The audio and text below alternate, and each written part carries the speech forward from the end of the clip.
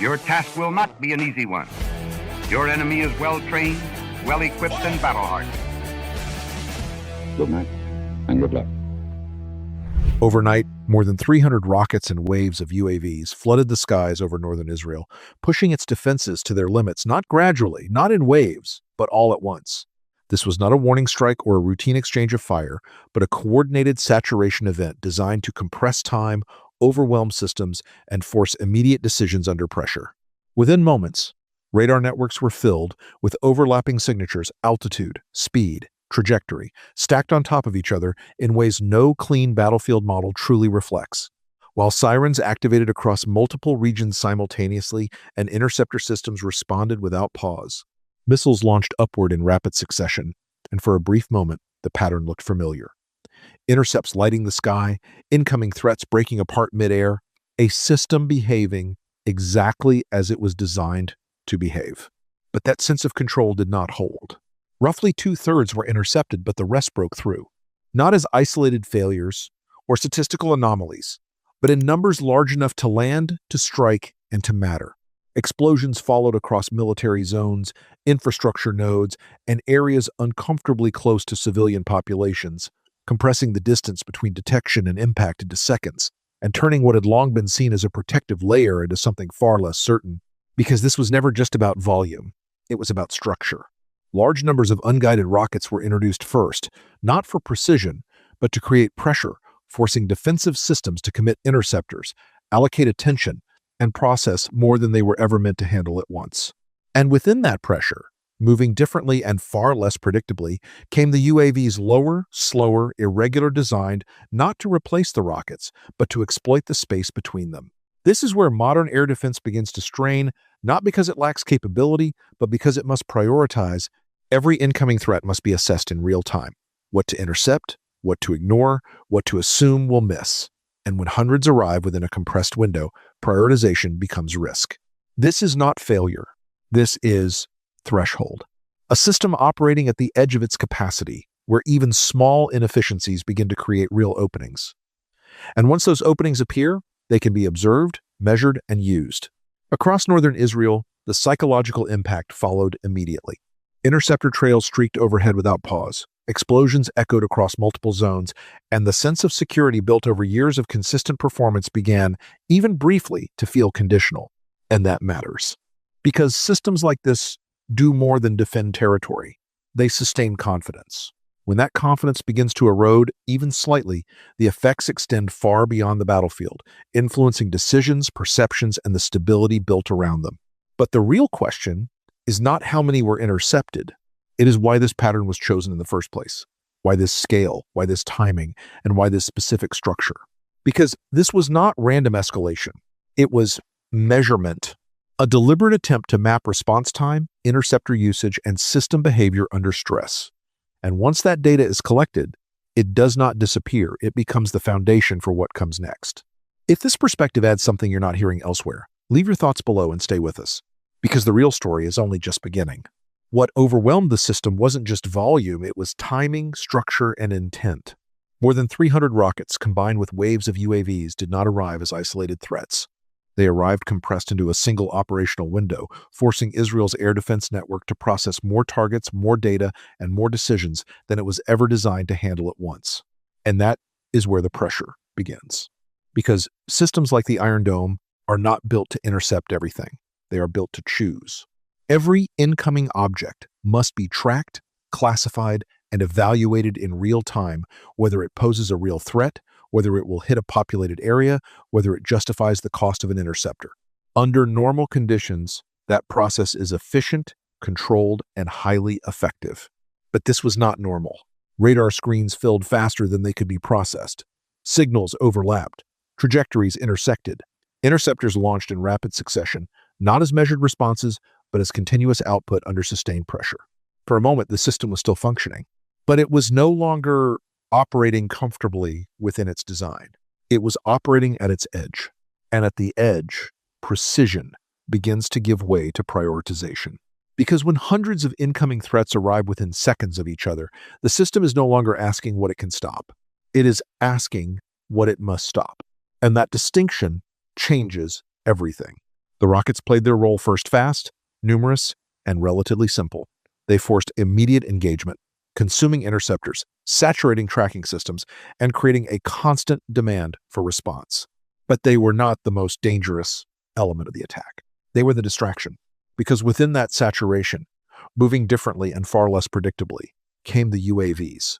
Lower, slower, harder to classify, operating in flight patterns that do not follow ballistic logic, often hugging terrain, shifting direction, and appearing in spaces the system is not optimized to prioritize under pressure. And while the system focused on the rockets, the UAVs were the ones that slipped through, not because they were invisible, but because they arrived at the exact moment, when the system could no longer treat every threat equally. This is not a failure of technology. It is a limitation of design, because no system, no matter how advanced, is built for infinite input. Every defense architecture operates within thresholds of processing speed, interceptor supply, and decision bandwidth. And once those thresholds are reached, performance does not collapse. It degrades, gradually, quietly, but decisively. This is the logic of saturation warfare. You do not need to destroy the system. You only need to force it into a position where it must make too many decisions too quickly with too little certainty. And once that happens, gaps are no longer accidental. They are inevitable. Roughly 2/3 of incoming threats were intercepted, but the remainder of those that penetrated did so not because the system failed, but because it was forced to operate under conditions it was never meant to sustain. And that distinction matters, because a system that fails can be fixed, but a system that reaches its limit must be reconsidered.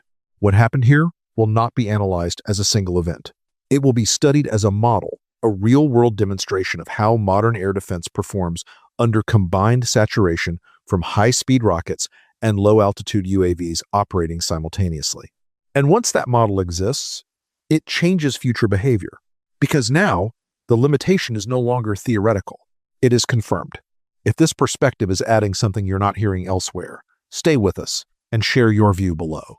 Because once a weakness is observed under real conditions, it does not remain a weakness. It becomes a method.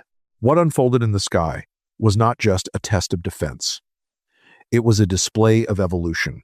Because the force behind this attack is no longer what many still assume it to be. For years, Hezbollah was described as an irregular actor, a militia relying on volume, improvisation, and persistence. Rockets fired in large numbers, often unguided, designed more to harass than to decisively shape the battlefield. That description no longer holds. What we are now seeing is something fundamentally different. Precision is no longer absent. It is integrated. Alongside large volumes of unguided rockets, there is a growing presence of more accurate systems capable of targeting infrastructure, military positions, and strategic nodes with far greater reliability than in previous years. The objective is no longer simply to create pressure, but to direct it. And that changes the nature of the threat. Because when volume is combined with precision, the defender is no longer dealing with randomness, it is dealing with intent. At the same time, UAV capabilities have expanded beyond reconnaissance. These are not just eyes in the sky. They are tools of disruption, coordination, and, in some cases, direct attack operating at altitudes and patterns that complicate traditional interception models. And they are not used in isolation. They are integrated. Rockets, UAVs, and timing are now combined into multi-layered operations where each element supports the other, where one creates pressure, another exploits it, and together they produce effects that neither could achieve alone.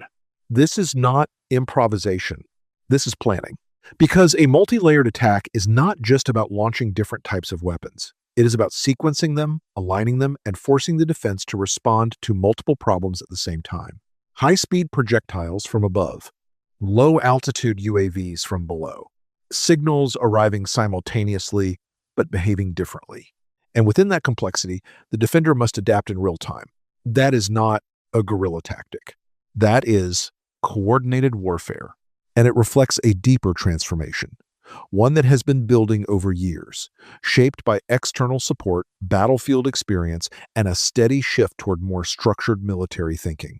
Because forces like this do not evolve overnight. They adapt through exposure, through observation, through repeated interaction with more advanced systems. They learn what works, what fails, and where the limits are. And once those limits are understood, they are tested. Again and again. This is why the distinction matters, because a guerrilla force can disrupt, but a hybrid force, one that blends irregular tactics with modern systems, can challenge. And that is what we are beginning to see. Not a group relying solely on persistence, but one capable of coordination, integration, and strategic pressure applied with increasing precision. Which raises a more difficult question. If this level of capability is already being demonstrated under controlled escalation, what happens if the scale increases? Because what we are witnessing may not be the full capacity of the system. It may be a calibrated version of it. If this perspective is adding something you're not hearing elsewhere, stay with us and share your view below. Because the evolution we're seeing here is not isolated. It is part of a larger shift that is still unfolding. What followed the barrage was not just damage on the ground. It was pressure on something far less visible, but far more fragile: cost. Because modern air defense is not only a question of capability, it is a question of sustainability. Every interceptor launched is not just a defensive act, it is a financial decision. Systems like Iron Dome form the front line of Israel's defense, designed to intercept rockets and UAVs rapidly under pressure. But efficient does not mean inexpensive. Each interceptor carries a cost measured in tens of thousands of dollars, sometimes more depending on the engagement. And on the other side of that exchange are the rockets, simple, mass-produced, and in many cases costing only a fraction of the interceptor used to stop them. This is where the equation begins to shift. The attacker spends little, but spends often. The defender spends more, and must spend every time. When more than 300 rockets and waves of UAVs are launched in a compressed window, the cost is no longer measured per interception. It becomes cumulative, interceptor after interceptor, launch after launch, decision after decision. And with each one, the imbalance grows. Higher-tier systems amplify that cost even further. Platforms like Patriot, used in more complex scenarios, operate at a significantly higher price point.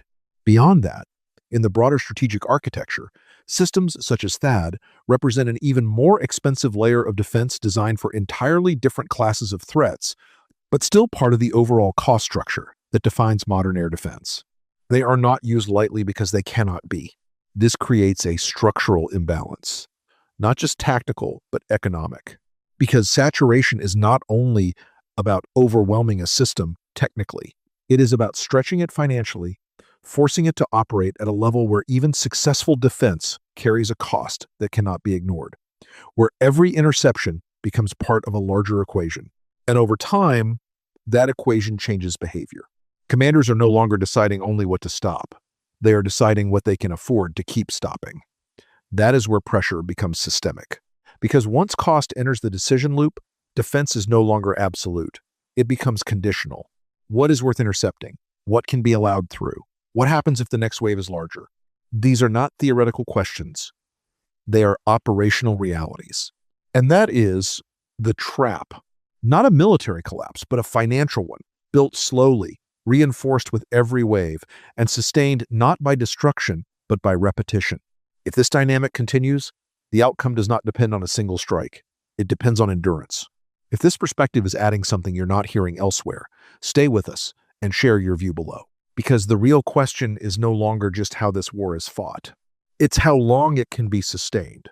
This is no longer a single front conflict.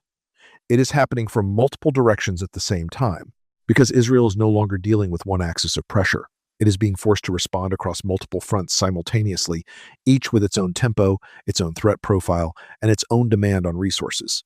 In the north, the pressure is constant. Hezbollah remains the most immediate and sustained threat, capable of launching large volumes of rockets combined with UAVs in coordinated waves. The objective is not only to strike, but to keep the system engaged, forcing continuous interception, continuous readiness, and continuous allocation of defensive assets.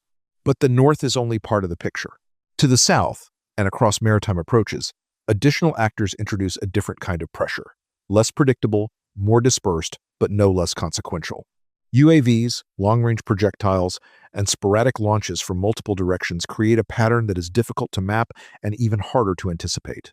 Not in sequence, not in phases, but in parallel.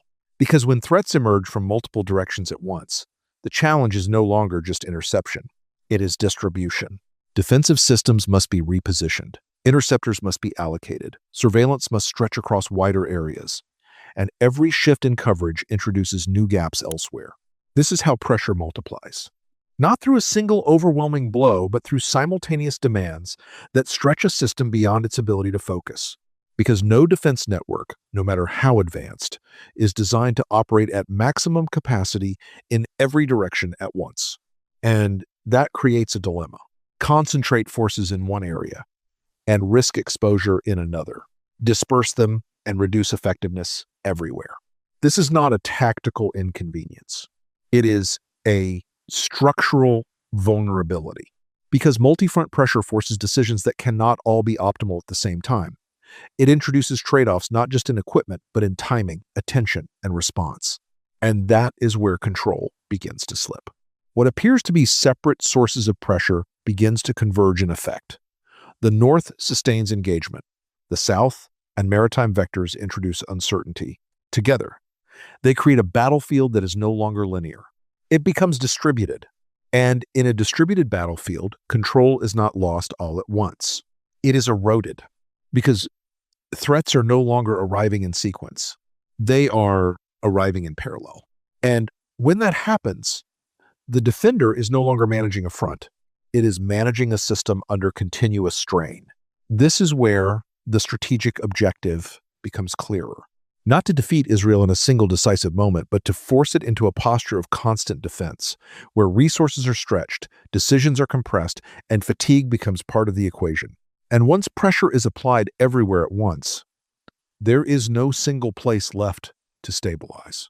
If this perspective is adding something you're not hearing elsewhere, stay with us and share your view below. Because what we're seeing is not just a conflict expanding, it is a system being pushed toward its limits. The response did not take long, because when pressure builds across multiple fronts, the instinct is to push back with reach, precision, and overwhelming force. Israel turned to its air power. Aircraft such as the F-15I Ram and F-16I Sufa carried the bulk of the strikes, targeting launch sites, storage areas, and operational infrastructure across southern Lebanon. At the same time, stealth platforms like the F-35 Lightning II supported the operation, providing targeting, intelligence, and precision engagement where needed. The objective was clear: disrupt the system, degrade its capacity, and slow the tempo of incoming attacks. And in many cases, those strikes were effective. Targets were hit, positions were destroyed, networks were disrupted. But the pressure did not disappear, because air power, no matter how advanced, operates within its own limits. It can destroy what it can see, it can strike what it can identify, but it cannot fully eliminate a system that is designed to absorb loss and continue operating. This is the challenge, because the structure being targeted is not centralized. It is distributed, spread across multiple locations, embedded within terrain, and deliberately organized to survive repeated strikes. And that changes the outcome of every mission. A site can be destroyed, but another can activate. A launcher can be eliminated, but others remain concealed. A network can be disrupted, but not erased. This is not a battlefield defined by fixed positions. It is adaptive. And that means air power becomes a tool of pressure, not resolution. Because even sustained air campaigns struggle to keep pace with systems that are decentralized, mobile, and continuously reconstituted. Damage can be inflicted, capability can be reduced. But complete elimination becomes far more difficult. And over time, that creates a gap between expectation and reality. Because air superiority does not automatically translate into strategic control. It creates opportunity, but not certainty. In a multi-front environment, that limitation becomes even more visible. Resources must be divided. Targets must be prioritized. Missions must be balanced against emerging threats from other directions. Every sortie carries value, but also cost, time, and exposure. This is where the limitation becomes undeniable. Not in the ability to strike, but in the ability to conclude. Because air power is designed to project force, but it is not always sufficient to end it. And when the system being targeted is built to endure, disperse, and adapt under pressure, even the most advanced aircraft become part of a larger equation, one that cannot be resolved from the air alone. If this perspective is adding something you're not hearing elsewhere, stay with us and share your view below. Because what we are seeing is not a failure of power. It is a demonstration of its limits. Amid the expanding fires across the Middle East, what stands out most is not only the violence, but the silence surrounding it. Not the silence of inaction, but the silence of calculation. Across diplomatic channels, calls for ceasefire continue to circulate with mechanical regularity. Statements are issued, appeals are repeated, language flows without interruption, and yet nothing decisive follows. No force large enough to impose order, no intervention strong enough to halt momentum. The machinery of global governance continues to speak, but it no longer compels. This is not indifference. It is strategy. In Washington, the United States has already stepped beyond observation. American assets are active. Airstrikes have been conducted. Intelligence networks are fully engaged. The battlefield is being shaped in real time by U.S. capability. And yet, even as it participates, Washington holds something back. Because full commitment carries a cost that extends far beyond the battlefield. A wider war risks more than military escalation. It threatens the stability of energy markets, the structure of domestic economics, the political foundation required to sustain prolonged conflict. Every additional step forward must be weighed not only in tactical gain, but in systemic consequence. And so the United States operates within a narrow corridor, present, forceful, but deliberately restrained, not absent, not all in. Moscow reads the same battlefield through a different lens. Russia does not need to strike to influence the outcome. It does not need to deploy to extract advantage. Every escalation that draws Western focus into the Middle East redistributes attention away from other strategic fronts. In that shift, pressure is relieved elsewhere. Time in this equation becomes leverage. The longer the conflict stretches, the more the global balance tilts not through direct confrontation, but through the quiet erosion of focus and capacity. Russia's position is not passive. It is patient, structured around the understanding that power does not always need to act to reshape outcomes. Beijing moves with even greater distance and even greater precision. China avoids the battlefield entirely, but not the consequences of it. The Middle East remains a critical artery in global energy flow, and disruption here reverberates directly into the foundations of economic stability. For Beijing, the objective is not to intervene in chaos. It is to outlast it. By maintaining distance, China preserves optionality. It positions itself not for the moment of conflict, but for the moment after, when reconstruction, energy realignment, and economic dependency begin to define the next phase of influence. What emerges from these positions is not balance. It is asymmetry. The United States is engaged but constrained. Russia is exposed but advantaged. China is absent but positioned. Each power participates, but none commits fully. And it is within that gap between capability and commitment that the conflict is allowed to expand. Because when the most powerful nations in the world choose limitation over resolution, they do not end the war. They define its boundaries without ever fully controlling its direction. This is the paradox of modern power.